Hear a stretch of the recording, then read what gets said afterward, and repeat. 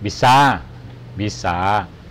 Tapi perlu diketahui terlebih dahulu bahwa KUPI adalah kegiatan atau Kongres Ulama Perempuan Indonesia yang diselenggarakan pada tahun 2017 bulan April di Pondok Pesantren Kebon Jambu, Babakan, Ciwaringin, Cirebon.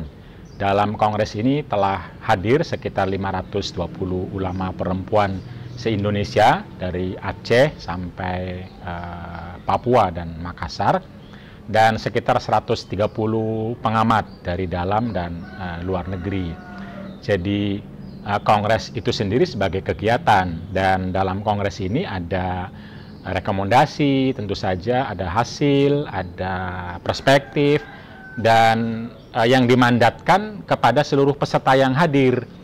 Karena itu lalu para peserta yang hadir dalam KUPI ini mencoba menerapkan perspektif, metodologi, serta hasil-hasil rekomendasi, terutama fatwa. Ada 3 fatwa yang dikeluarkan dalam kongres tersebut.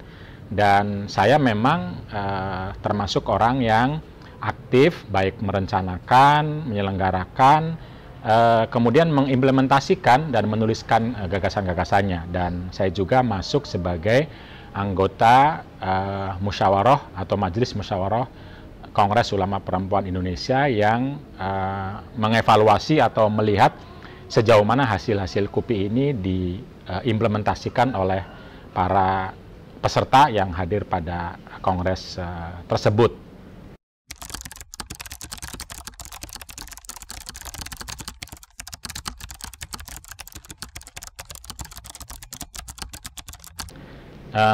Tahu dong dari media yang sudah tersebar tentu saja, intinya kan SKB 3 Menteri itu adalah keputusan yang ditandatangani oleh 3 kementerian, Menteri Agama, Menteri Dalam Negeri, dan Menteri Pendidikan, bahwa pelaksana pendidikan, yaitu kepala daerah dan kepala sekolah itu tidak boleh melarang atau mewajibkan peserta didik, baik siswa maupun guru, dengan atribut-atribut seragam keagamaan.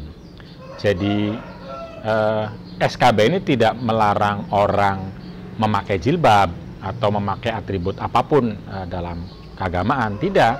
Tetapi melarang institusi pendidikan maupun pemerintah mewajibkan maupun melarang. Jadi mewajibkan tidak boleh, melarang tidak boleh.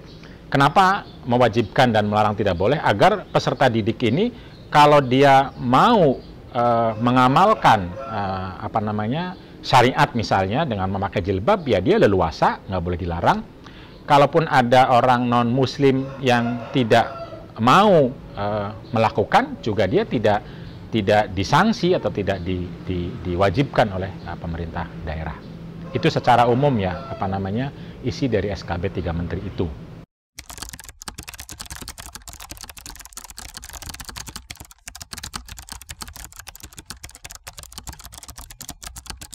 Tentu saja tidak benar, karena pelaksanaan memakai jilbab atau tidak itu kan ada pada individu, yaitu siswa dan guru.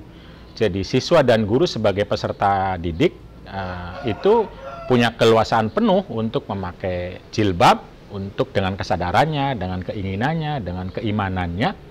Yang disasar oleh SKB itu adalah kepala sekolah. Kepala sekolah melarang, nggak boleh, mewajibkan juga tidak boleh. Kenapa? Agar para peserta ini yang punya keimanan, yang punya kemauan, yang punya keinginan untuk berjilbab, dia punya keleluasaan untuk melakukan itu.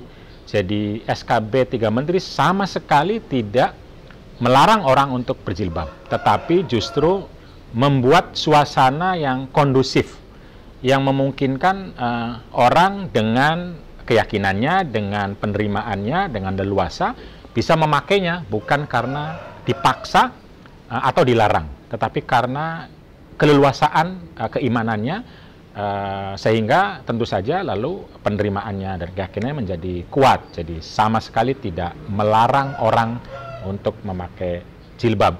yang disasar oleh SKB adalah institusi agar tidak tidak melarang maupun mewajibkan, sehingga setiap individu punya kesempatan, punya keleluasaan.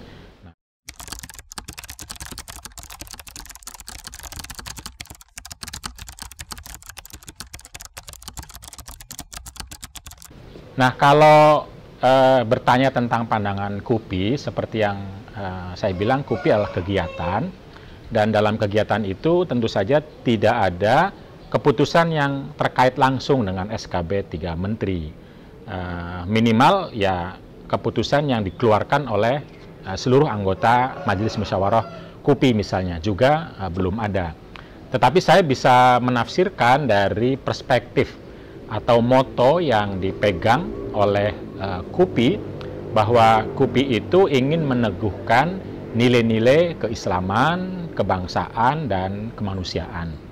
Kalau kita merujuk kepada moto ini, maka saya bisa mengatakan bahwa SKB 3 Menteri ini memperoleh dukungan atau memperoleh rujukan yang kuat dalam perspektif KUPI. Karena KUPI menyatukan antara keislaman dan kebangsaan. Bagaimana pandangan dan praktek keislaman itu menyatu dalam pandangan dan praktek kebangsaan. Artinya seseorang yang ingin menerapkan syariat Islam misalnya adalah berjilbab, itu jangan sampai mengganggu orang-orang lain yang non-muslim, yang tidak berjilbab gitu loh. Tetapi dia leluasa, pada saat yang sama tidak mengancam, tidak memaksa orang-orang yang non-muslim. Jadi berislam dalam suasana kebangsaan yang kita tetap bersatu, menyatu, dan kohesif dengan berbagai kelompok agama yang berbeda, keyakinan dan hukum serta aturannya. Karena itu KUPI kalau ditafsirkan dari moto ini, menurut saya tentu saja tafsir saya itu mendukung dan setuju bahwa SKB 3 Menteri adalah alat atau kebijakan yang memungkinkan seseorang bisa beragama atau berislam tanpa harus mengancam entitas atau kelompok-kelompok lain yang berbeda agama.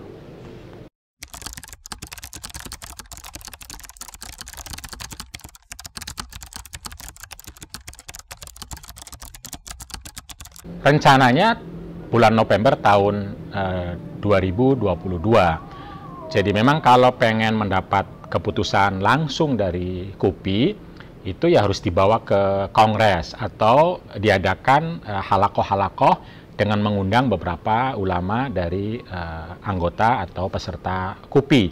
Atau minimal sekali adalah rapat atau kumpulnya Majelis Musyawarah KUPI. Jadi yang saya sampaikan tadi adalah pendapat pribadi saya sebagai orang yang aktif di KUPI dan menafsirkan dari perspektif KUPI serta moto KUPI ketika di Cirebon. Sementara sebagai kegiatan untuk yang kedua, Kongres Ulama Perempuan akan diadakan insya Allah di Pondok Pesantren Hasyim Asy'ari Bangsri Jepara pada bulan November tahun 2022. Semoga kita bisa bertemu di sana, insya Allah.